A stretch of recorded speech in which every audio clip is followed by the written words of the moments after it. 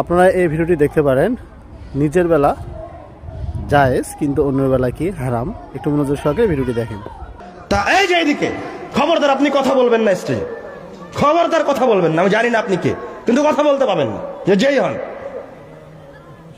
এরপরেও কথা বলছেন কেন?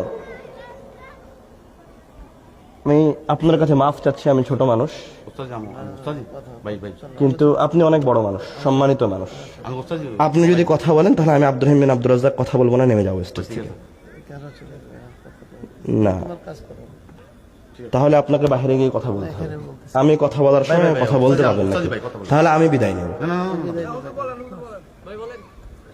এটা আল্লাহ রাসূলের হাদিস শ্রবণের দার্সের আদব।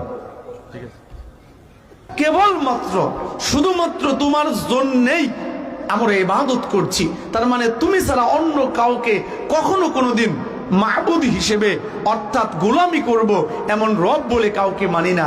ইয়াকা না'বুদু, সির্ফ তোমার ইবাদত করি, তোমার ইবাদত করব, করছি তোমার ইবাদত করব, তোমারই ইবাদত করব। আমি তোমাকে ভালোবাসি, আমি তোমাকেই ভালোবাসি, আকাশ আর পাতাল তফাৎ। আমি তোমাকে ভালোবাসি, আরো কাউকে